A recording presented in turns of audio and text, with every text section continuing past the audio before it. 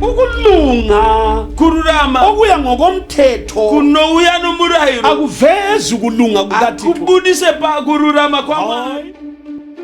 Phama Pepuka mdikani, ungabilivila usabasimbe, lawo uba nomzamo iva nekuyidza, khuthala shingaira, sukuma njengoPawulo simuka sa Paulo, finyelela okuphambili zvikirira zviri mberi, finyelela evukeni zvikirira lakuqala pakumuka kumbe kokutanga kuhluthweni kana kwabantu pakuvutwa kwabatswene. uyahlutha abanenhliziyo emhlophe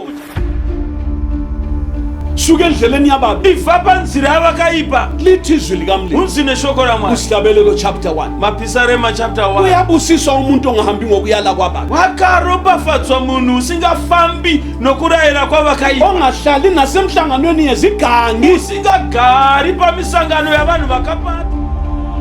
wena olenhliziyo entsha Iwe uno moyo mutsva, hamba ngokulunga famba nokururama. wena olenhliziyo entsha Iwe uno moyo susa mutsva, unyawo lwakho ebubini vhisa tsoka rwako muzvakaipa. wena olenhliziyo Iwe entsha uno moyo mutsva, ela ububi rega zvakaipa, ungahlali emhlanganweni yezigangi usagara pamisangano yavanhu vakapata. khangela Tarira man, wena ulabubi ngaphakathi iwewe hauna uyipi mukati unegazi mako, likajesu une ngaphakathi ropa rajesu nechemukati. usuke ebubini Ifa muzvakaipa.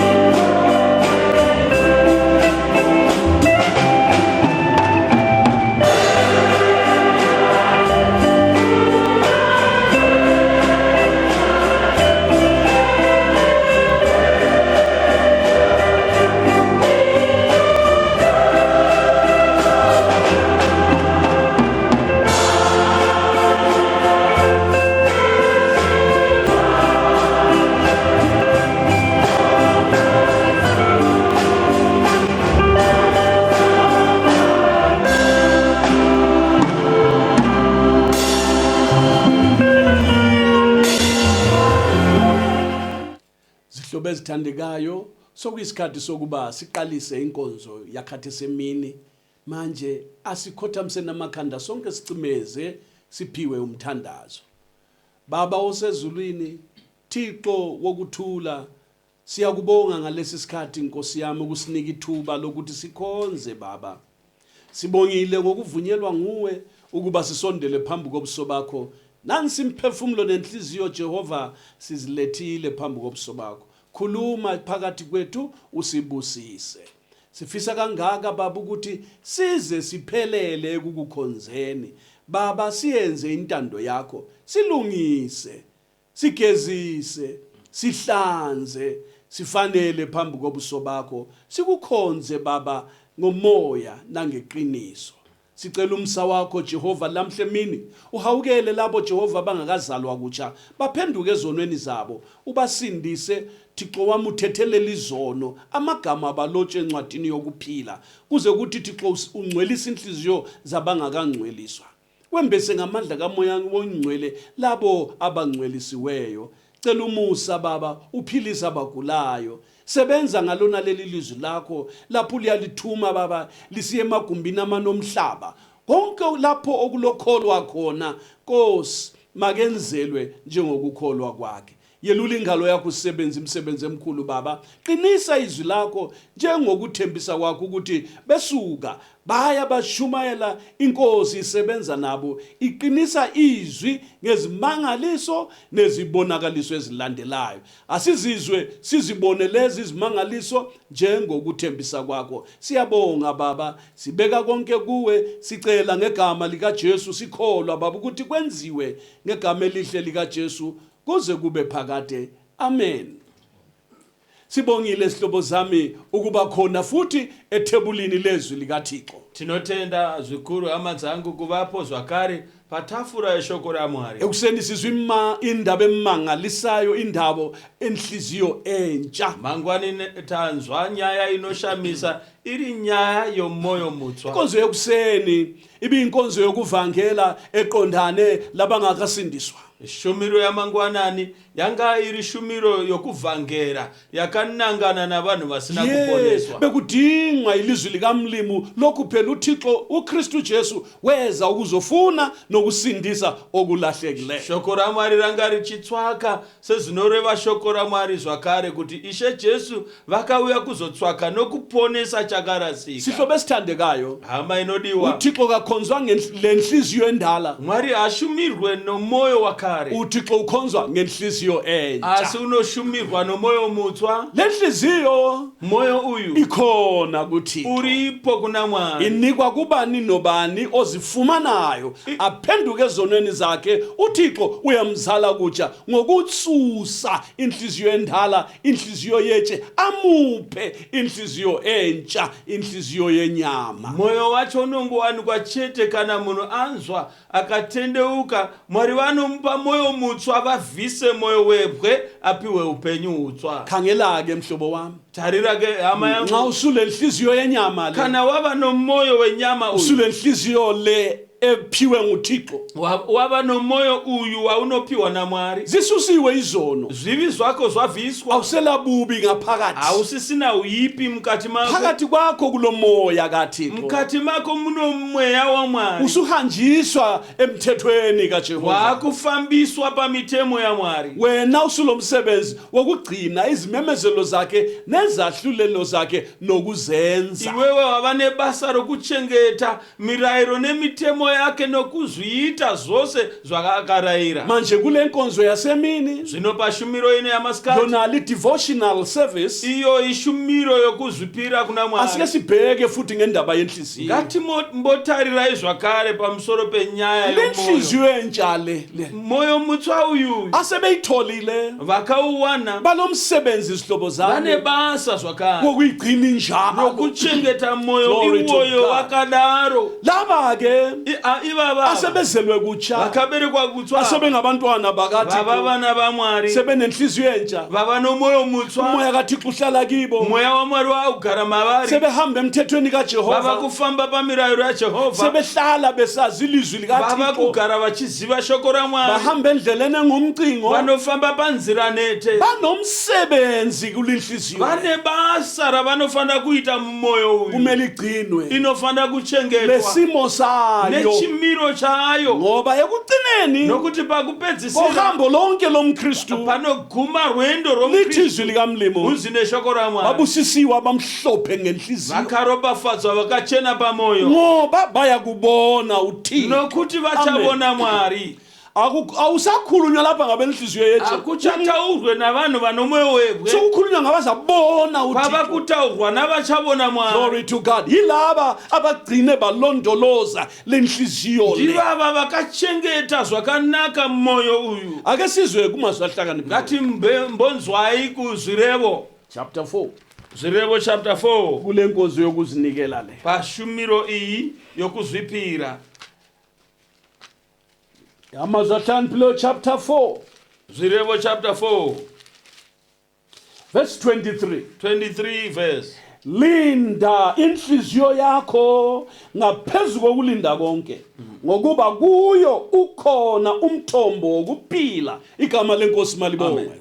Chengeta moyo wako kufura zvose zvinofanira kurindwa, nokuti mukati mawo ndimo mune zvitubu zvoupenyu. Uyeza umsebenzi ophiwayo wena, Unorinzwa here basa raunopiwa? uzelwe kutsha, Wakaberekwa kudzwa, zithethelela izono zakho, zvivi zvako zvakarekererwa, usungcwelisiwe, wakacheneswa moyo, wembeswe ngamandla kamoya. ukaombekwa nesimba romweya mutsvene. Unomsebenzi brother, Une basa rokuita, unomsebenzi dade wethu. une basa anzwadzi yangu. Linda inhliziyo yakho, amen. Chengeta moyo wako, Umsebenzi wakho basa rako ngokulinda, nderekuchengeta moyo, ukuthi inhliziyo ingangcoli le. kuti moyo uyu usazosviba. Uzwile mhlobo wami, Unozvinzwa here hama? uSatane uyalinga, Dhiabhorosi unoidza, ufuna lokho akukhube ngalokho, akukhube ngalokho. unoda kuti akuisire izvo akugumbure nezvozvo Kodwa nezvozvo. zwana sithandwa sami, Asi teerera mudikani wangu, uthi umoya kaThixo, unzi nomweya waMwari. linda linhliziyo yenyama le, Chengeta moyo wenyama uyu, linda linhliziyo entsha chengeta moyo mutsva uyu, phezu kokulinda konke. urinde pamusoro pokurinda kwose.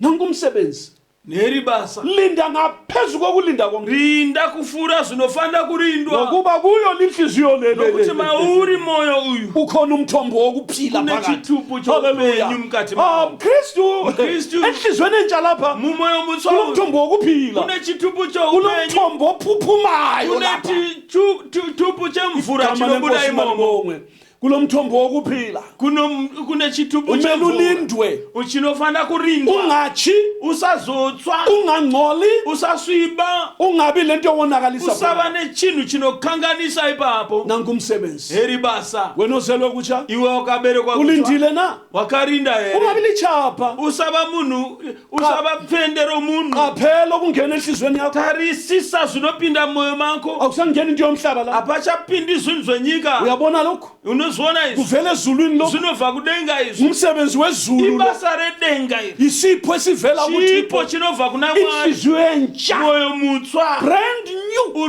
mwoyo mutswa chaiwo zwana ndoda terera murume umlimi ngaripeyanga mwari inhliziyo havana kugadzira mwoyo uyu kodwa uyikhiphile asi ndala vauvhisa wakare waqonda ukuthatha umsebenzi vakatora basa wokukhipha rokudzipura mwoyo nokususa nokuvhisa nokukhipha totally kuvhisa zvese nemidzi inhliziyo yacho yelitshe le vachivhisa mwoyo webwe ebhalwe izono yakanyorwa zvitema ebhalwe ububi yakanyorwa uipi umlimi kayitshiyanga phakathi havana kusiya mukati umu wayikhipha vakavhisa mwoyo ngesenzo sokuzalwa kutsha nechito chokuberekwa kutsva umsebenzi oqakathekileyo basa rinokosha wokwenziwa kutsha wokusikwa patswa haleluya umsebenzi wegazi likajesu basa reropa rajesu kususwa ilitshe lapha kuchibviswa dombo apa kwasokufakwa inhliziyo nokubva entsha kwaiswa mwoyo mutswa nomoya omutsha nomweya mutswa zvakare haleluya Amen. seyisidalwa esitsho umuntu wava chisikwa chitswa munhu sengumuntu omutsha wava munhu mutswa okwakuqala kudlulile zvinhu zvakare zvapfuura bheka konke kwenziwe tarirai zvose zvava zvitswa linda inhliziyo brother rinda moyo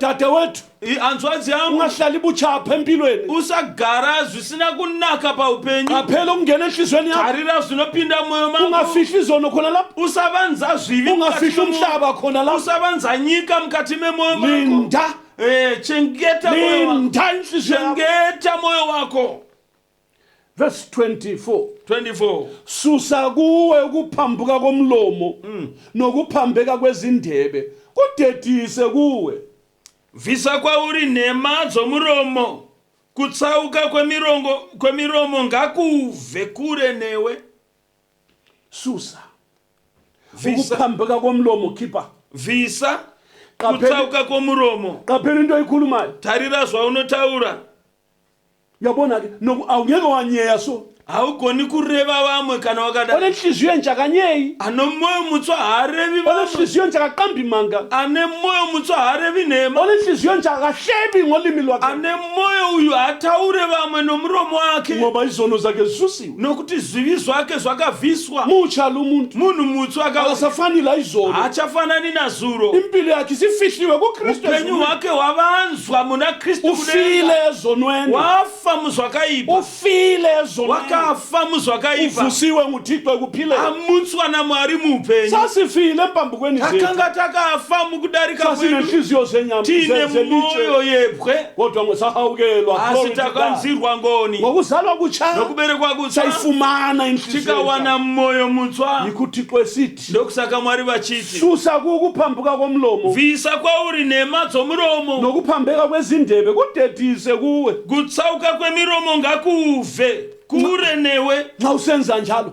kana uchiita saizvo iyalondolozeka kinhliziyo moyo wacho uyu unochengeteka verse 24 24. amehlo akho makabheke phambili nezinkophe zakho maziqonde phambi kwakho verse 25 meso ako ngaarurame pakutarira mafungiro ameso ako ngaatarire mberi kwako nanko ke uzelwe kutsha wakaberekwa kutswa usungumntakati wava mwana wamwari amehlo akho maziso ako makabheke phambili ngaatarire mberi umbheke kujesu umutarire jesu umqalisi nomfezi wokukholwa mtangisi nompedzisi webasa rokutenda ungabheke emhlabeni usatarira kunyika ungabheke umngane usatarira shamwari ungabheke umfundisi usatarira bheka mfundisi ujesu asitarira kuna jesu bheka phambili tarira mberi ungakhangela eceleni usatarira kurutivi khangwa yini eceleni uri kukwezwa nei kurutivi yechivi ufakwe endleleni wakaiswa panzira usendleleni uri ngumcimo kufamba panzira nangu ujesu uyakukhokhela oyu jesu anokutungamirira bheka ujesu tarira haleluya kuna jesu amehlo akho makabheke phambili meso akho ngaatarire mberi kusukela namhla kuvhira nhasi khangela phambili tarira mberi ungahlehlele emuva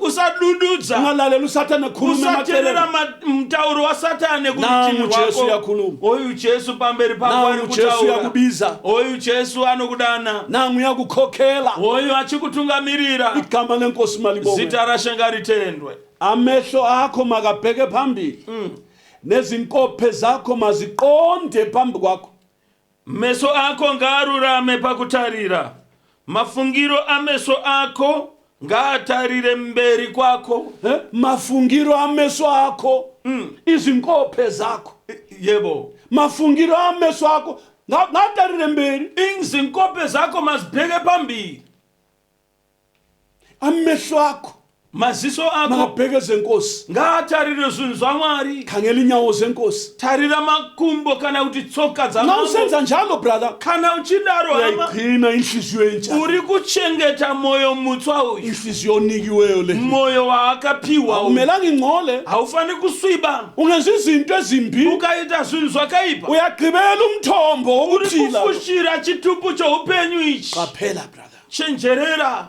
zwane mntakamlimi inzwa mwana wamwari lalela mntakamlimi tirira mwana wamwari gcina inhliziyo yakho chengeta moyo wako namehlo akho abheke ujesu meso akho atarire kuna jesu verse 26 26 qaphela ukuhamba konyawo lwakho ukuze zonke izindlela zakho ziqiniswe igama lenkosi malibongwe gadzira tsoka dzako gwara gadzirira tsoka dzako gwara nzira dzako dzose dzive dzakasimba ungabheki ungaphambeki nakwesokunene nakwesokhohlo susa unyawo lwakho ebubini usatsaukira kurudyi kana kuruboshwe rutsoka rwako urubvise pane zvakaipa ungangeni emkhondweni yababi usapinda panzira dzavakaipa ungahambi nokuhamba endleleni yabangalungile usafamba nokufamba panzira yavasakarurama yale ungadluli ngayo irambe usafura nemairi phambuka kuyo udlule tsauka pairi upfure qonda lokho okubizelwe inkosi nangadzwa akadanirwa nashe uyisihambi wena uri mufambiwe usendleleni yokuya uri ekhaya parwendo rwokuenda kumusha ababi vakaipa abafani lawe mzalwane havafanani newe mdikani wena ubiziwe iwe wakadanwa wena ukhethiwe wakasarudzwa iwe usukile emhlabeni wakabva munyika awufanga wena khathesi uyaphila ngojesu hauna kufa iwewe uri mupenyi izvozvi zitaura kudai najesu wenazareti uphila ekulungeni unorarama mukururama ngakho qaphela ke naizvozvo chenjerera ungaphambuki ngawesokunene usatsaukira kuruboshwe ungayi nakwesekhohlo futhi kana kurudyi susa unyawo lwakho ebubini vhisa rutsoka rwako muzvakaipa khangela Tarira man. wena ulabubi ngaphakathi iwewe hauna uyipi mukati unegazi likajesu une ngaphakathi ropa rajesu nechemukati usuke ebubini ibva muzvakaipa kuza kungcolisa uchasvibiswa nouyipi uyu thutha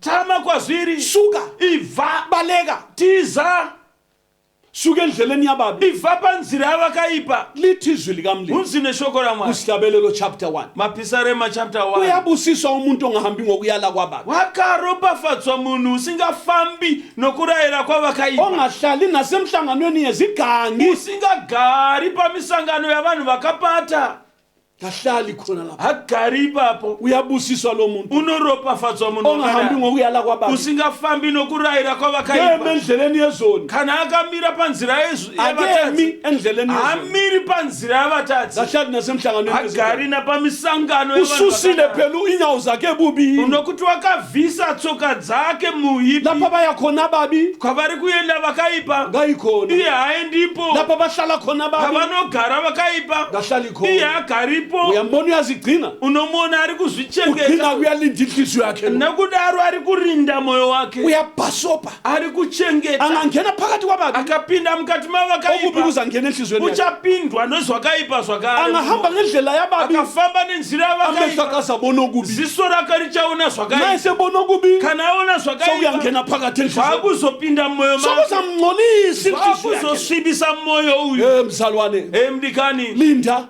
chengeta linda inhliziyo yakho, chengeta moyo wako, basopa, chenjerera qaphela chenjera ukuthi ukhulumani, kuti unotaura chii, wenzani, uri kuitei, unyathele ngaphi, unotsika papi, uhlala lobani, unogara nani, inhlangano yakho ngenjani, misangano yako yakadini, uxoxa lobani, unokurukura nani, wenzani empilweni, uchiitei muupenyu, linda inhliziyo yakho, chengeta moyo ngoba wako, kulo mthombo nokuti wokuphila kune chitubu chemvura yeupenyu. ungaba lichapha, Ukava munhu, izanqola linhliziyo le, ukava munhu akaipa, moyo wako uchasviba, kodwa malibonga igama lenkosi. asingaritendwe zita Khangela rake. uThixo khathesi Tarira Mwari kudai, ngamazwi la namashoko uyasihambisa emthethweni yakhe. Vanotifambisa pamurayiro yavo.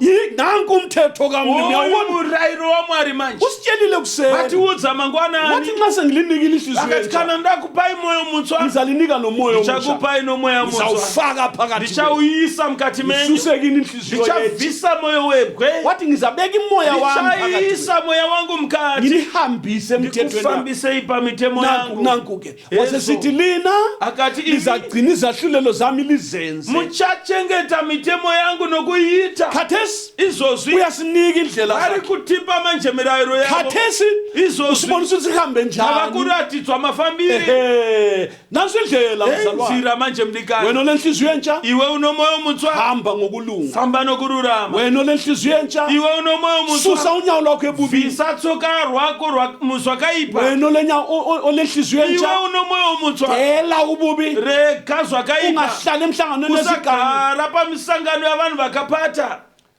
Funa intando kaThixo. Tsvaka kuda kwaMwari ukutevere, Ungayi endleleni yababi. usaenda kunzira dzavakaipa. Sichilo sathu uyabusisa ungahambi ngokuyala kwababi. Tataura kuti wakaropafadzwa, usingafambi nokurayira Ongemi kwavakaipa, endleleni yezoni. asingamiri panzira yavatadzi, Ongahlali nasemhlanganweni agari wezigaba. nepamisangano yavanhu vakapata, Ukuthokoza kwakhe asi mufaro wake usemthethweni uri kaJehova. pamirayiro yaJehovha. Ozidlayo ngemithetho yakhe. Unozvidya moyo nemirayiro yaMwari Emini nasebusuku. usiku namasikati, Esithi yena achiti iye, Baba Baba, ngifikise kuphile ndisvitsei nokuphakade. paupenyu usingaperi. Ebusuku uyathandaza. Usiku anonamata, Emini uyanxusa. masikati Jehova. anonamata futi, Jehova ngisize achiti ngingakone. ndibatsirei Mwari ndisakutadzirai. Ufuna intando. Unoda kuda kwaMwari. Hemzalwane Hemdikani, uphila njani? unorarama sei? Inhliziyo yakho ibhazophi. Moyo wako wakauchengeta, Awuvumele ukungcoleka ungena phakathi. hautenderi zvakaipa kupinda mukati memoyo. Awuhlole mzalwane. Nzvera moyo wako, Nansi inkonzo. tarira heishumira, Nanti lizwi heri likaMlimi. shoko raMwari. Khangela. Tarira, Na usuzelwe kutsha. kana waberekwa kutsva, Na usungcwelisiwe. kana wacheneswa moyo, Wembeswe ngamandla kaMoya. wamuombekwa nesimba romoya msvene, Usemsebenzini omkhulu uri mzalwane. pabasa guru mdikani, Wokuzigcina othandweni basa lukaThixo. rokuzvichengeta iwe parudo rwaMwari, Wokwala obubi. uchizvichengeta nokuramba zvakaipa, Walele kulungile. urambire mukururama. Ake sibone indoda eyinye Ngatimbonai mumwe eyayile murume inhliziyo embi. waiva nomoyo wakaipa, Inhliziyo etshe. moyo webwe. Simbona ukuthi wacine njani. Tione kuti wakaguma sei. Indoda endala Murume wakare esiyaziyo sonke. watinoziva tose, Igama lenkosi malibongwe. zita rashe ngariteni. Asihambe nencwadini kaPhilip. Philip, Ke sizwe ngoPauli. timbonzwa pamusoro paPauro. Indoda yayile inhliziyo elitshe. Murume wakanga aine moyo webwe, Emubi too much. akaipa kwazo, Wayemubi waiva wakaipa, nezulu likwaze emubi. nedenga richimuziva ari Yena wakaipa, wayesithi ulungile. asi iye waizviti ndakarurama. Bazalwana abathandekayo. Vadikani vangu, uPauli wayengumfarisi. Pauro waiva mufarisi, Engumnikazi ari womthetho. muridzi womurayiro. Inkonzo yabaIsraeli yayibuzwa kuye lujaha. Shumiro yavaIsraeri yaibvunzwa kwaari, Zwana ngutshela. asi teerera unzwe, Ukugcina umthetho. kuchengeta murayiro Akususanga inhliziyo endala. hakuna kuvhisa moyo wako Ukuba wakare. ngumfarisi. Kuva mufarisi Akuyitshintshanga inhliziyo asina yakhe. kuchinja moyo wake, Wakhonza umlimo. wakashumira Mwari, Wanikela izimvu. akapira Wenza zvimipiro, yonke inkonzo yaMose. akaita yose shumiro yaMozisi, Waze wayifundela wayiqeda tu. akadzamara akaidzidzira akaipedza, Wagraduate. akagraduata, Wafika esilinganisweni esemihla yona leyo. akasvika pakukwirira kwemazuva iwayo, Maqondana lenkonzo. zvakanangana nokushumira. Kodwa Asi izenzo zonke zona lezi zviito zvose izvozvo, ukukhonza konke khona kunamata kwose ikoko, lemthetho yonke ayaziyo nemirayiro yose yaakaziva, akuyehlulanga inhliziyo hazvina kukunda mwoyo wewe. waba ngumbulali Wakava muurayi, enjalo akadaro engumfarisi ari mufariseya, echitha igazi asi achitevura ropa echitha ravanhu, igazi likamlimu achitevura ropa ramwari elisemakristwini lapho riri mumakristu apo, ehlupha amakristu achinetsa makristu. bona laba babesithi khona Ivava bayezulwini vaiti vari kuenda kudengava, yena sithi ukhonza umlimu iye achiti munamati, kanti ugijima eceleni vari baba kumhanya parutivi apa, kodwa umusa kathixo asi nyasha dzamwari wamhawukela dzakamunzwira. ake sizwe ngaye ngatimbonzwai encwadini nezvake. kaphilip Philip chapter 3 chapter 3 uthi yena kuverse 5 verse 5, ngingowabasokileyo ngosuku lwesishiyagalombili ngingowesizwe sika-Israyeli ngingowendlu kaBenjamini umHebheru kumaHebheru ngokomthetho bengingumfarisi. verse 5, ndakadzingiswa nomusi worusere, ndiri worudzi rwaIsraeri veimba yaBhenjamini, muHebheru wavaHebheru, pamurayiro ndiri mufarisi. Uzichaza isimo ayiso sona Anodudza chimiro chake ukuthi yena kuti iye ngokwesi-Israyeli nechimiro chavaIsraeri uphelele wakakwana pakuva muIsraeri, ungowabasokileyo ndiyewo wavanhu vakadzingiswa, wasokwe esesemncane wakadzingiswa achiri mwana mucheche, 8 days aina mazuva masere chete akubani okuberekwa. ukusoka kuyasebenza ngaleso sikhathi Ndai kudzingisa kwaishanda nenguva iyo, wangasozonela uthixo haizogona kutadzira Mwari babesoka futi, enyameni ndoda nokuti vaidzingiswa panyama. kodwa uthi uKristu uthi esefikile Asi Kristu akati asvika, umsebenzi wawo usenziwe enyameni basa rakanga richiitwa panyama senziwe enhliziyweni. rachinjwa rakuitwa pamoyo. Hallelujah. Amen. Inhliziyo ingasokwa Moyo ukadzingiswa uyahlala phansi unogarisika kuba pasi. nokuthula Pano kwasezulwini vano rugare kwenziwa rokudenga, ngcwele. unoitwa mutswene. Hallelujah. Amen. Uthi yena verse 6 ngokukhuthala bengihlupha amabandla ngokulunga okungomthetho bengingenacala kepha lokhu kwakuyinzuzo kimi ngakuchaya indiva ngenxa kaKristu. Amen. Verse 6, pakushingaira kwangu ndaitambudza sangano, pakurarama kunorehwa nomurayiro ndakanga ndisina chandingapomerwa, asi izvozvo zvaiva pfuma kwandiri. Ndakati ndiko kurashikirwa hako nokuda kwaKristu. Akubalela pafuthi kwabaseGalatia Galatians chapter 1 chapter 1, sizwe ngoPaul tinzwe pamusoro paSauli elenhliziyo yeche achiri nomoyo webwe. verse 13 13 verse, Galatia 1 verse 13 nizwile ngokuhamba kwami kwakuqala. Ngiyalithanda lelo nokuti makanzwa zomufambiro wangu kare. mufambiro wangu Pakunamata. kare ukuhamba kwami kwakuqala. Nokuti Amen. makanzwa zomufambiro wangu kare. This depicts that there is a change in him. Izvozvo zvinoratidza kuti pava neshanduko kwaari, Kulokuhamba kwakuqala kuno kufamba kwakare. kodwa uma umuntu ekuKristu, Asi kana munhu haleluya, ari muna Kristu, ungumuntu omutsha wavachisikwa chitsva, okwakuqala kudlulile zvinhu zvakare Phela zvapfuura. konke kwenziwe kuhle. Tarirai zvose zvava zvitsva. Nizwile ngokuhamba kwami kwakuqala emidabukweni yabaJuda ukuthi ngalizingela ibandla likaThixo kakhulu ngalichitha. Verse 13, nokuti makanzwa zomufambiro wangu kare pakunamata kwavaJudha, kuti ndaitambudza sangano yaMwari Hey madoda, zvikuru kwazvo ndikaiparadza. ngabadlula ngemidabuko yabaJuda abanengi abayintanga yami esizweni sakithi. Ngikhamelele kakhulu emikhubeni yabo baba. Pakunamata kwavaJudha ndaifura vazhinji vezero rangu parudzi rwangu, ndichinyanya kushingairira tsika dzamadzibaba angu. Kepha ke mhla kwakukuhle kuThixo owangahlukanisela esiswini sikamame wangibiza ngomsa wakhe. Glory to God. Verse 15. Zvino Mwari iye akanditsanangura kubva padumbu ramai vangu, akandidana nenyasha dzake, akati afadzwa nazo. Ethanda ukubonakalisa indodana yakhe phakathi kwami ukuze ngishumayele ezizweni. Ngavuma khona lapho angaze ngakhuluma nenyama negazi. Kuti aratidze mwanakomana wake mandiri, ndimuparidze pakati pavahedheni pakarepo. Andina kurangana nenyama neropa. Nangu Pauli Oyu Sauro ufakaza lapho ukuthi anopupura panapa engakahlangani loKristu, asati asangana na Kristu, engakabizwa ngomusa asati kaThixo, adanwa nenyasha dzamwari, wabadlula bonke abentanga yakhe ngomdabuko kunda bose vezero rake netsika yavaJudha, ngokukhonza kwesiJuda nokunamata kwechiJudha. wayengu number 1, Waiva number 1, wabadlula bonke akavakunda bose, kodwa lenhliziyo yakhe asi aino moyo webwe ngokwemthetho nokwemirayiro. wabadlula bonke Waivakunda bose, kodwa lenhliziyo yakhe asi aino moyo webwe ngokukhonza nokunamata, wabadlula bonke wakavafura bose, kodwa lenhliziyo yakhe asi aino moyo webwe ngokuba lezikhundla nokuva nezvigaro, waphakamozwa bangumfarisi akasimudzirwa kusvikira Kodwa pakuva lenhliziyo muFarisiya, yakhe. asi aino moyo kodwa webwe. uThixo evama umusa Asi Mwari vachiwanda nyasha ngothando lwakhe asithanda norudo ngalo rwaakatida naro, wamhawukela vakamunzwira ngoni Paulo. igama lenkosi malibonke. Amen. Ake simuzwe futhi Ngati mbomunzwai zvakare encwadini kaFilipi lapha. Filipu paya. Glory to God. Verse 7. 7. Chapter 3 verse 7.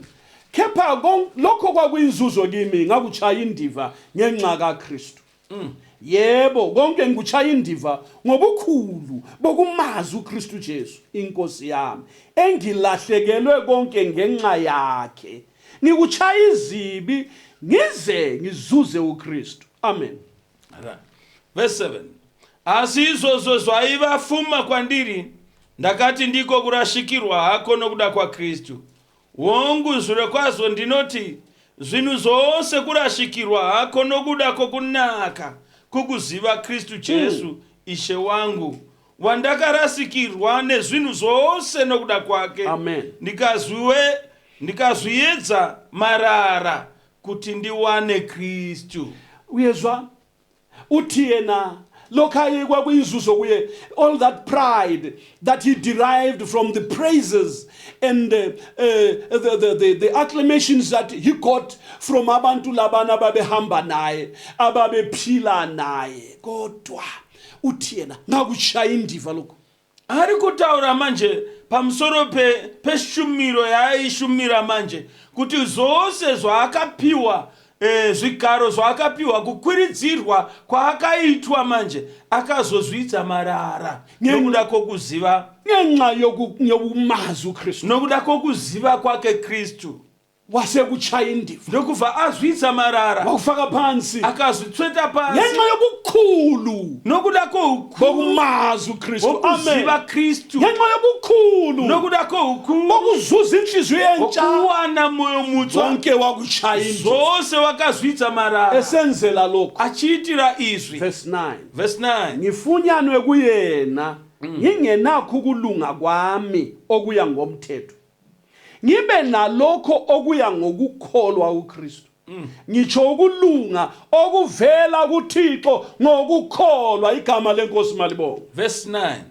Ndiwanikwe maari ndisina kururama kwangu kuriko murayiro, asi kuriko kutenda kuna Kristu, ndiko kururama kunobva kuna Mwari nenzira yokutenda. Ukulunga lokhu Kururama uku akulalamelayo indodana, anoshuva murume uyu, ufuna ukuvela kuThixo ngokukholwa. Amen. unoda kururama kunobva kuna Mwari nokutenda. Lokhu kulunga lokhu Kururama uku ungakholwa kuThixo ukatenda kuna Mwari, uyakunika khona, anokugamuchidza iko, kuvela kuThixo kunobva kuna Mwari, kubuya lenhliziyo entsha. kuchibuya nomoyo mutsva. Amen. amen ukulunga kururama okuya ngokomthetho kunouya nomurayiro akuvezi ukulunga kukaThixo. akubudise pa kururama kwa Mwari Hayi, lokho ngokwesintu sabantu. kururama kwechivanu Wayelakho waivanako walunga ngokomthetho akarurama pamusoro kodwa pomurayiro ngamjabulisa uThixo. asi kururama kwake kusingafadzi Mwari Wafunyanwa wakawanikwa enokulunga komthetho aino kururama komurayiro okuya ngomthetho. kururama kunoitwa Ukulunga nomurayiro kwakhe kururama kwake kwetsika kwase kumenza waduma. ndokuva kwampa mkurumbira Kodwa lokhu kulunga asi kururama uku inhliziyo yethe kwayekela phakathi kwaSawuli. kwakarega moyo wevwe uri mukati make Paulo Siyibona lapha inhliziyo yakhe. tinouona pana pamoyo wake Nangu esukela amaKristu alendlela oyu kaJesu achirwisa makristu enzira ya kristu ebabulala achivaburaya ebabulalela ukukhonza uThixo athi laye uyamkhonza. achivaburayira kunamata Mwari kwaari kuti anonamatavo Kodwa wathola inhlanhla asi akawana manza wahlangana noKristu. akasangana na kristu Igama lenkosi malibongwe. zita rashengariteni Wasekufumana ukulunga okuvela kuThixo ngokukholwa. akawana kururama kunobva Amen. kuna Mwari nokutenda Wasekuzuza ke akakuwana okuthenjiswe nguThixo. zvakavimbiswa Esithi naMwari inhliziyo entsha ngoninika achiti yona. moyo mutswa ndichakupa iwo Amen. amen Wasithola isithembiso sikaThixo. akawana chivimbiso cha Mwari Khumbula mhlobo wami. rangarira hama yangu Wathembisa uThixo. wakavimbisa Mwari Wathi ziyezi izinsuku akati anouya mazuva lapho ngizakwenza isivumelwano nezinto andichaita sungano neimba yaIsraeri singaso sivumelwano esinjengalesi isiri sakuqala. sungano yandakamboita navo yekutanga Uthi lese inzasenza. asi iya ndichaita Haleluya. iyi Ngizaloba imithetho yami ndichanyora mitemo yangu phakathi kwabo. pakati pemoyo Abasayi yangu kufundisana umuntu ngomuntu avazodzidzisani mumwe nomumwe ukuthi yazi uThixo kuti zivai Mwari ngokuba bayakungazi. nokuti vose Haleluya. vachandiziva Bayamazi yebo. vachamuziva nhai Basamazi phela. vachamuziva hongu Nxa behlangana naye kana uzalweni vachisangana naye pakuberekwa kutswa Haleluya. amen Mhlale banika inhliziyo entsha. musi wawanovapa moyo mutswa Uzakhuluma umoya kaThixo. mweya mutsvene uchataura Yesu umphefumulo uzamazi. mweya uchamuziva Umphefumulo uzamazi ukuthi mweya uchamuziva kuti umsindisi. oyu muponesi Umphefumulo uzamazi. mweya uchamuziva Uzamemeza uchadanidzira uthi wona Abba Baba. uchiti abha baba Sawutholana lo musi waunowanana nomuponesi umphefumulo uzamazi. mweya uchamuziva Bazangazi utsho njalo. vachandiziva ndizvo Umuntu uzazazela munhu ukuthi uchazviziva sengihlangene naye kuti umsindisi. ndasangana nomuponesi Zisusiwe izono zami. zvabviswa zvivi zvangu Amacala amaphelile. mhosva dzangu dzapera Glory to God. amen Ufakazi uchapupu uzavela kumoya oyingcwele. uchabva kumoya mutsvene Fakazela nomphefumulo wakhe. uchipupurirana nomoya wake Enhlizweni yenyama. mukati memoyo wenyama Enhlizweni yentsha. mukati memoyo mutsva Uzavela umthombo wokuphila. chabuda chitubu choupenyu Uzajabula umuntu lo. uchofara munhu uyu Umoya kamlimi uthi mweya yena. wamwari anoti Mntanami, mwanangu jabula izono zakho fara sezithethe. zvivi zvako Moya zvarekerewa kaThixo. mweya wamwari Uhlangene nomoya wethu. usangana nomoya wetu Bese kusaziwa ukuthi tova singabantwana nechiziviso bakaThixo. chokuti tiri vana vamwari Yes my brother. wonke mdikani wangu Ekukhonzeni kwakho. pakunamata kwako Soke wahlangana lento le. wakambosangana nechinhu ichi Ekukhonzeni kwakho. pakushumira kwako Uke wamazi uThixo. wakambozivana namwari Umazi kudai ngalindlela na. unomziva nomutovo uyu Xa umazi ngokomthetho kana wokukhonza uchimziva nomurayiro wokunamata awukayitholi inhliziyo. ausati wawana moyo mutsva Mhlanu uzamazi uThixo. musi wauchaziva mwari Uzazazela ngaphakathi. uchazvizivira woga Uthi nechemukati zono zami kuti sezithethele. zvivi zvangu zvarekererwa Ngalapho ngaleso sikhathi nenguva iyoyo igama lakho zita rako liyakulotshwa encwadini. richanyorwa mubhuku youpenyu Nangu Paul. oyu pauro Semazile uKristu amuziva kristu lapho ehlangana naye. paakasangana naye Ezuza ukulunga achiwana kururama okuvela kuThixo kunobva kuna mwari ngokukholwa. nokutenda Amen. Amen. Hallelujah. Lokhu kulunga kururama uku akuveli kumaSaddusi. akuvhi kumaSaddusi Akuveli kumaScrolls. kana pamascrolls Akuveli akanyorwa emthethweni elichumi. kana pamirayiro ine gumi Lokhu kulunga kururama uku kuvela kuThixo. kunobva kuna mwari Kuza ngendlela kunobuya yokukholwa. nenzira yokutenda Hallelujah. Okholwa kuJesu unotenda kuna jesu uyasindiswa. unoponeswa uPaul wakholwa Paulu ndokubva atenda elele phansi akavata pasi wasindiswa akaponeswa inhliziyo moyo yakhe wake yakhitshwa elitsha ukadzipurwa webwe wafaka inhliziyo yakhe akaiswa mmoyo wenyama uthi evuka phansi udoda achibuka lo pasi murume uya uthi njalo umuntu uma umuntu anoti ekuKristu kana munhu ava muna Kristu ungumuntu omusha wava chisikwa chitswa waqala zvinhu zvakare udlulile zvafura bheka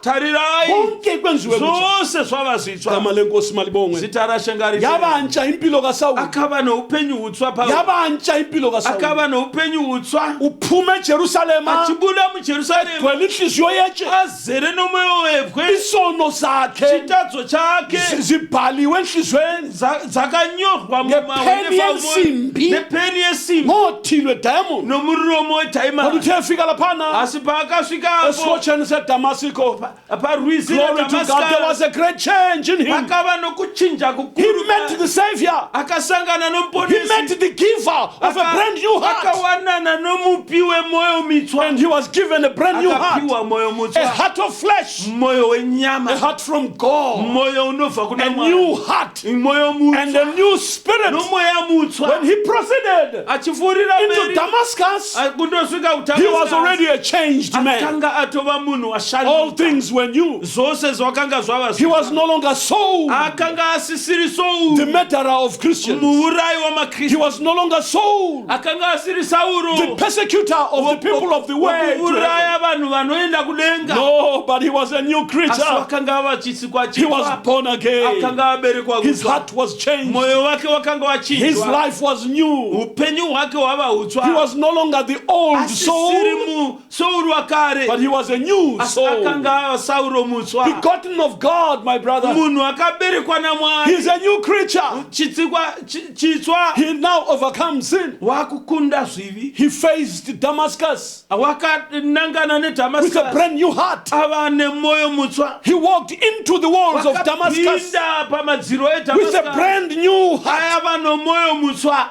All right, the Christians knew him as a murderer. vakristu vaimuziva somuvurayi But listen, asi they inzwa hadn't known yet havana kuziva kuti that he had an encounter with the Lord. akasangana naShe That Saul was now a new man. kuti akanga achinja va munhu mutswa Even old Ananias even Ananiya mukuru wanted to avoid going to meet Saul. wairamba kuti anosangana naMwari achinzwa Praise naMwari be to asi God. rumbidzo ngainde kuna Mwari Saul had changed Sauro akanga and achinja heaven knew about it ndenga richizviziva kuti because God wachinja had brought about the change in his heart. nokuti Mwari ndivo vakanga vauyisa kuchinja kwomwoyo wake And God directed Ananias, Mwari ndokubva vataura be naAnaniya of good cheer, vakati vane chikuriri fear not, usatya go to Saul, enda kuna Sauro lay hands on him, uise maoko for I have pamusoro chosen him. nokuti Glory to ndamusarudza God. Hallelujah. amen He is a vessel now. wava manje He mudziyo is a vessel wava mudziyo of the word of God. weshoko raMwari Even though you kunyangwe knew the old soul, waimuziva but nechekare now asi that his kwazvino heart is changed, sezvo mwoyo wake he is a wachinja new creature. wava chisikwa chitsva Behold, everything is new. zvinhu zvose zvava zvitsva kwaari Hallelujah. Amen. Inhliziyo entsha mwoyo mutswa yenza izinto zilunge. unoita kuti zvinhu zvirurame Impilo iyaguquka. upenyu hunoshanduka Lalela sihlobo, iterera ungabona ukhonza umlimo, ukabona uchinamata impilo Mwari yakho lokhu ifana neyakudala. upenyu hwako huchiri kufanana nohwekare Buyela esiguqweni. dzokera pachifugamo Funa umusa kamlimo. tsvakanyasha There Mwari must be a change. panofanira kuva There neshanduko must be a difference. panofanira kuva nemutsauko Since Jesus met you, kubvira pawakawanana since you met Jesus, kubvira pawakamuwana is Jesu there any change? pane shanduko here muupenyu There must be a change. panofanira kuva nokuchinja There must be a difference. kunofanira kuva nomutsauko Because your heart will be changed. nokuti mwoyo wako unenge He wachinjwa will not repair it, but he will change it. hazougadziri asi uchauvhisa kuudzipura You will be a new creature uchava chisikwa and you will chitsva walk in his precepts. uchafamba nemirayiro Keep yake his commandments uchichengeta mitemo and yake follow the leading of the Holy Spirit. uchitevera kutungamirirwa kwomweya Then if you have that heart, kana wava nomwoyo you wakadaro must keep it with all unofanira diligence. kuchengeta nenzira yose yokuchengeta nayo Because in that heart are the nokuti issues mukati and fountains memwoyo of life. pane chitubu chemvura youpenyu Abase Philippi 3. Philip 3 verse 10 tiverenge paverse 10 sizwe ngoSawuli lo uPaul tizwe pamsoro paPaul ukuze ngimazi yena namandla okuvuka kwakhe nokuhlanganyela izinhlupheko zakhe ngimfuze ngokufa kwakhe kuti ndimuzive iye nesimba rokumuka kwakhe amen nokusangana naye pamatambudziko akhe ndifanane naye pakufa kwake. uyezwa mkristu uyezwa anti ugcinile inhliziyo leyana anditi wachengeta moyo uya ufisa lokho unoshuva izwi ukuthi simazi uJesu unovavarira kuziva Kristu namandla okuvuka kwakhe nesimba rokumuka kwake nokuhlanganyela izinhlupho zakhe nokusanganira naye pamatambudziko. nxa sihlanganyela izilingo kana umkristu tichisangana nezvitso makristu asabuyele emuva atichadzokeri kodwa shure siyamfuza uKristu atitinovatudza ivo mambo glory chetu. to God kabhekanga kanakanga ihlazo lesiphambano hana kutarira kunyadziswa komchinjikwa kodwa wasithwala asi sinjalo wakautakura uchinyadzisa wakadaro. nawe nxa usungumkristu newevo kana wava mukristu awusizi kubalekela izilingo hauzotizi kana wava kuidzwa uzabhekana nazo uchatarisana nemidzo usazi ukuthi kawuwedwa uchiziva kuti hauziwoga Jesu khona naye jesu phakathi. unewe pakati pazo. verse 11 11 kuze kuthi mhlawumbe ngifinyelele kuvukeni kwabafileyo verse 11 kuti zvimwe ndisvike pakumuka kwavakafa. angitsho sengifinyelele nokuthi sengifezile kepha ngiyaqinisa kungathi mhlawumbe ngikubambe lokho engabanjelwa khona uKristu amen. handiti ndatochiwana kana ndatokwaniswa asi ndinoshingayirirako kuti zvimwe ndichibate icho Kristu Jesu chaakambo-ndibatira. uyakuzwa mzalwane kukhulunywa indaba emangalisayo kunotaurwa nyaya inoshamisa ukuthi panapa. mhlawumbe ngifinyelele kuvukeni kuti kwabafileyo pamwe ndisvikirire pakumuka kwavakafa. ya uyamuzwa lapha nxa ekhuluma ngokuvuka kwabafileyo kana achitaura pamusoro pokumuka kwavakafa qaphela lokhu chenjerera izvi ukhuluma uvuko lwakuqala unotaura kumuka kokutanga kachi general resurrection hayi haarevi kumuka kwavanhu vose kodwa uvuko lwaku asi kumuka kokutanga ngokuba nokuti abafileyo abakuKristu vakafa vari muna nxa Kristu impalambala kana ikhala wamanda yoridzwa bazavuka kuqala vachatanga kumuka. uPauli ke uthi iye Pauro anoti inhloso chivavariro yake yokuthi achi akhohlwe kwemuva yokukanganwa zviri kumashure afinyelele kuphambili asvikirire kune zviri mberi ukuthi ufuna mhlawumbe akubambisise ukuthi ndeyekuti zvimwe abatisise zvaakadanirwa nazvo abesefinyelele evukeni lwakuqala akosvikirira pakumuka kokutanga. abazavuka kuqala vachamuka kutanga ngabafe belenhliziyo emhlophe ndevakafa vaine mwoyo chena belinde inhliziyo leyana achengeta mwoyo mutsva uya uya bayigcina akauchengeta Vailinda. vakaurinda ngaphezu kokulinda kwabo. pamusoro pokuchengeta kwose ngoba babusisiwe abamhlophe nokuti ngenhliziyo vakaropafadzwa vakachena ngokuba pamwoyo bayakubona nokuti vachavona mwari. lithi izwi uzi likamlimo neshoko ramwari zamani lihlale kahle nabantu bonke. tsvakai rugare navanhu vose nibe muve nobungcwele noutswene ngokuba nokuti angeyibone inkosi kunze noyevangeli kwavo hakuna ungabona uyawuza Ishe. umzamo kaPauli unounzwa kuidza kwaPauro uyakuza ukuzama kwakhe unonzwa kuidza kwake wena uzamile iwe wambozama here. abantu bensuku lezi vanhu vamazuva ano abaphila ensukwini zokugcina vanorarama pamazuva ekupedzisira sebefuna uba ngamavila vakuda vanhu masimbe okunamata. phaphama pepuka ungabi mndikani livila usavasimbe lawo uba nomzamo iva nekuidza khuthala shingaira sukuma njengoPauli simuka saPauro finyelela okuphambili svikirira zviri mberi finyelela evukeni svikirira lakuqala pakumuka kumbe kokutanga kuhluthweni kana kwabangcwele pakuvhutwa kwavatswene kuyahlutha abanenhliziyo nokuti emhlophe kuchavhutwa vane mwoyo chena abenelisa ukulinda inhliziyo yabo vakagona kuchengeta mwoyo yavo basusa unyawo ebubini vakabvisa matsoka dzavo Vaphila mukuipa impilo engcwele. vakararama upenyu uthixo hutsvene. uzajabula ngabo mwari uchafana navo impalambala ikhala wamanda ichirira bahlwithwe baye vachabvutwa vaende wena kumakore uzahlwithwa na uchabvutwawo uzavuka yini evukeni lakuqala uchamuka pakumuka kokutanga. yenza ulutho ita chimwe chino suka ebubini ibva susa muhini unyawo lwakho bvisa tsoka dzako ebubini bvisa rutsoka rwako muzvakaipa zigcine nasekukhuluma nokubi zvichengete napakutaura mashoko linda asakarurama. inhliziyo yakho la. chengeta mwoyo wako. verse 13 lo 13. 14 bazalwane angitsho ngikubambile kepha ngitsho lokhu kuphela ngikhohle okungasemva ngizelulela okuphambili. Ngiyaqinisa ngiqonda kuwo umgomo ngize ngizuze umvuzo wokubiza kwasezulwini kukaThixo ngoKristu Jesu. Amen. Verse 13. Hama dzangu, andisi kuti ndatochibata, asi ndinoita chinhu chimwe, ndinokangamwa zviri shure, ndichivavarira kune zviri mberi. Yes. Ndinoshingairira kundaridzano kuti ndipiwe mubayiro wokudana kwaMwari kunobva kudenga muna Kristu Jesu. Zihlobo ezithandekayo, hama dzinodiwa, asiqonde kumgomo ngati nangei manje ebusuku nasemini, usiku namasikati sizihlanze kuko ngokungcola tizinatse pane zvose okomzimba nokomoya, zvose zvinosibisa mweya nenyama. simlingise uPauli Timutodze Paulo oyisibonelelo lakithi, anova chiratidzo kwatiri, simfuze uJesu, timutodzewo Jesu, sibe nokuqonda kwakunayo tive inkosi, nefungwa dzaiva nadzo iye siphile impilo Jesu, engcwele, tichirarama upenyu utswe, silinde inhliziyo le tirinde moyo yedu iyi ngobungcwele noutswene nangokulunga, nokururama, sihambe ambe nokusimba, senze ukulunga, tiite kururama, sikhulume iqiniso tichitaura enhliziyweni, zokwadi mmoyo, singahlebi ngolimi, tisingarevi norurimi rwedu, singonungane, tisingatadzire hama, aphakamisa ihlazo phezu kwesihloko, tisinganyadzise hama dzedu, unganyeyi, tisingarevi ungaqamba amanga, tisingarevi nema, ungatshontshi, tisingabi, ungathuki, usingatuki ungabi zwakare, nalulaka, usava kodwa nehasha, veza izithelo zokulunga. asiratidza zvibereko zokururama. Akufinyelele lapha Imbosvikirirawo pano ezwini esizalifunda manje. mashoko ratichaverenga manje. Imisebenzi 24 Mabasa 24 verse 16. verse 16. Imisebenzi 24 verse 16. Mabasa 24:16 verse. Hallelujah.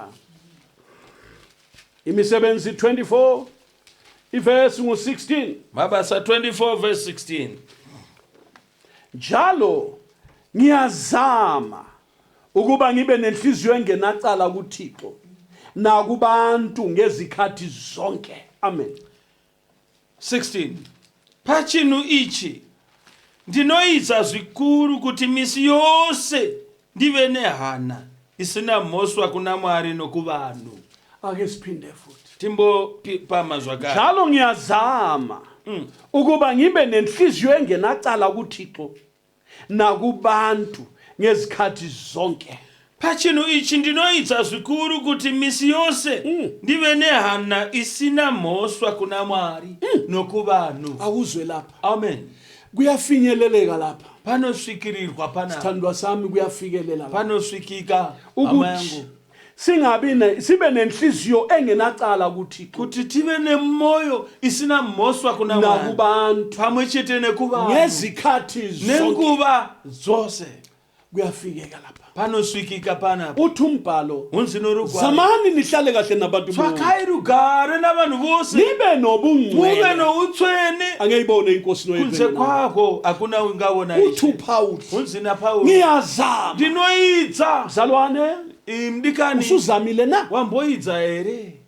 Ho, sulahla izandla, Wakurasa mawoko naye. suphosa izandla wena. Wakurasa mawoko. Uthi bangenzani? Uchiti vari kundiite. Indaba bekhuluma so. Sei vachitaura kudai. Bamphathelani so. Vanondibatire Hey, kudai. kuthe kwathi Zvati zvikadai Akume zvikadai. mbijana Imbomira zvishoma. ungangcolisi inhliziyo le njalo. Usasvibisa moyo mutsva uyu. Linda inhliziyo le. Chengeta moyo uyu. Thula. Nyarara. Wena okumele ukwenze Iwe chaunofana kuita. zama Idza. ukuba ungabi lakucala Kuti kuThixo, usava nemhosva kuna Mwari. ungabi nakucala kubantu Usava nemhosva kuvanhu. ngezikhathi zonke. Nenguva dzose. UKristu yeza, Nokuti Kristu unouya. uJesu yeza, Jesu kanti unouya. lokufa kuyeza. Nyamba nokufa kuri Funyana ungelacala. wanikwa usina mhosva. Funyana ungenanto Wanikwa enjalo. usina chinhu chakadaro. Yebo mhlobo, Wongu hama. ulibandla likaThixo. Uri kereke ya Mwari. Wena mselufu, Iwe woga. ulibandla likaThixo. Ube kereke ya Mwari. Elobukhosi, Kereke yokugwinya. Elingenacala. Isina mhosva. elingenambimbi, Isina chinhu chakadaro. elingenanto enjalo. Isina chinhu mhlobo chakadaro. othandekayo. Hama inorika. Sinikele kuThixo Zipire ngalokho. kuna Mwari. Ungadlali. Usatamba. Ngiyakutshela, bopha ukhalo lemkhumbulo. Sunga chivuno chako chefungwa. uzimisele kulokho. uzimisile pane izulu. Uyafuna ukuyafika ekhaya? Unoda kunosvika Uyafuna kumusha. ukuyafika ezulwini? Unoda kunosvika Nansi kumusha. imithetho kaMlimu nansi. Hey mirayiro ya Mwari. Ante kuseni uthe uzasihambisa emthethweni yakhe. Andithi mangwanani vatiudza kuti Nansi indlela. manje hey mitemo einzira. Uyayikhomba umoya wengcwele igama lenkosi Zamwe wa Mwari. hamba ngokulunga. Hamba nokururama. Suka endleleni yababi. Iva panzira Ungahlala emhlanganweni yakhona. Usagara pamisangano yacho. Phuma kibo. Buda mavari. Phuma ebantwini. Buda muvanhu. Hlala noThixo. Gara na Mwari. Sahlukanise. Zviparadzanise. Yehlukana nomhlaba. Paradzana nenyika. Khetheka wena. Sarudzika iwe. Zingcwelise. Zvichenese, zvitsaure. Yehlukana nabantu. Ibva pavanhu. Sahlukanise luThixo. Zviparadzanisire Mwari. Akukwenze lokhu. Imbozviita izvo. Uzabona uThixo uzohlala nawe. Uone kuti Mwari vachagara wonewo. uNoah wakwenza. Noa wakazviita. Wazuzumusa. Akawana nyasha kuna Mwari. uJobho wanzwenga izono. Wakanzveka zvakaipa. Walunga kuti. Akarurama pamberi paMwari. Enoki walunga. Enoki wakafamba uThixo wamthabata. Mwari vakamutora. Elija waqonda. Eliya wakananga. Wahamba nengoro Akafamba nengoro yomoto. Moses wahamba ngobuqotho. Wakafamba nangokulunga. Phambi kwabantwana bakwaIsraeli. uThixo wamthatha. Mwari ndokubva vamutora. Nawe futhi. Newevo. Simfuza besendulo. Ngativatodze vakare. Ibandla esibizelwe kilo. Sangano takadanirwa kubandla lamazibulo kusangano ramatango abhaliwe pakanyorwa kudenga encwadini yokuphila tsamba yewundlu yeupenyu yekwaYehova nasemphefumulweni yabalungileyo nakamweya yavakarurama abaphelele vakakwaniswa baphelela bela vakakwana vari panyika emhlabeni wona lesihleziyo munyika yatigere mairi. mzalwane wami Mndikani wangu phelela kwanaka phelela kwana iva wakakwana. siye moyeni yabapheleleyo Handiti tiri kuenda kumweya kufuneka abapheleleyo phela khona kunodikama vakakwaniswa angithi siya kubandla tiri lamazibulo kuenda kusangano abhalwe encwadini khona ramatangwe vakanyorwa kutsamba kumele lawe lakho libhalwe khona newewe rinofanira kunyorwa. siya kwabalungileyo Tiri umhlangano kuenda kuna vakarurama kumele lawulunge newewo unofanira kururama. uphelele ulapha emhlabeni Ukwaniso uri pano panyika. inake linhliziyo entsha Uchichengeta zvakanaka moyo. linhliziyo le Moyo uyu ungayigcina imhlophe ukauchengeta wakachena uzambona uchabona Mwari. linhliziyo le Moyo uyu ungayigcina ukauchengeta uyilinde urinde uzangena ngamasango eJerusalem uchapinda namasuo uzakuya kudla emthini wokuphila uchandodya mumuti weupenyu. phuza amanzi emfuleni mvura ocwebileyo youpenyu wakanaka. glory to God kambe kunjani Zvakadini manje namhle mini nje nasi masikati ano ungazinikela kuti unogona ngenxa kuzvipira yenhliziyo le nokuda uyigcina komoyo imhlophe uchengete wakachena. sondela kuti Swedera kuna nayo Mwari. uyakusondela kuwe Naivo vachaswedera kwavo. uzehlukanise Uzviparadzanise. xa uzehlukanisela Kana uThixo uchizviparadzanisira naye Mwari, uzasondela naiye kuwe uchaswedera kwauri. xa uzehlukanisa Kana wena uchizvitsaura iwewe usuke emhlabeni uchibva munyika usuke ebantwini uchibva muvanhu usuke entweni uchibva zezwe muzvinhu zvenyika uThixo uzasondela Mwari kuwe. vachaswedera kwauri. haleluya Amen. uyafisa ukuhlala noThixo Unoda kugara naMwari, sondela kuThixo swedera kuna Mwari. uyafisa ukuthi ugcine inhliziyo Unoda emhlophe kuchengeta moyo wakachena, igazi eri likaJesu ropa rachena. namhle mini Nasi masikati sondela swedera inhliziyo nomoyo ethobekileyo unosvininipisa, uziphosele emthonjeni wegazi uzvikandire patsime remvura lizakuhlanza ube richakunatsa mhlophe uve ngenhliziyo wakachena pamoyo. amen Amen. inkosi mayisibusise sonke Ishe ngavati ropafadze nanku umthandazo hoyu sithokozayo. munamato. Thixo kaAbrahama Thixo kaIsaka noJakoba sesifikile baba esikhathini Hallelujah. sokuthi siziphosele ezandleni zakho usilungise baba amabala wonke insila yonke amakhwapha ose Jesu weNazaretha nekuonyana kose mapo ngakubviswe masikati ano neropa renyu tishambidze baba tichene semazaya echando ukuze babe kugcineni sitholakale sinokulunga okuvela kuThixo ngokukholwa. Nkosi yami sisize siye emadolweni nje baba zwana ukukhala komunye nomunye nokuncenga kwenhliziyo yinye nayinye. Baba wami ulungise Jehova, lungisa impilo, lungisa Jehova, qondisa okugobileyo, hlanza okungcolileyo, susa amabala msindisi, lungisa ibandla lakho baba ngokubabheka umi emnyango. Jesu weNazaretha senzele umusa namhle mini sicela lokhu baba ngokukholwa ngegama lika Jesu umsindisi ominjalo kuze kube phakade amen. Asikhuleke. ukulunga kururama okuya ngokomthetho kunouya nomurayiro akuvezi ukulunga kukaThixo. akubudise pa kururama kwa Mwari. Phama Phepuka ungabi mdikani, livila usabasimbe lawo uba nomzamo iva nekuyidza khuthala shingaira sukuma njengoPawulo simuka sa Paulo finyelela okuphambili sikirira zviri mberi finyelela uvukeni sikirira lakuqala pakumuka kumbe kokutanga kuhluthweni kana pakuvutwa kwabatswene ukahlutha abanenhliziyo emhlophe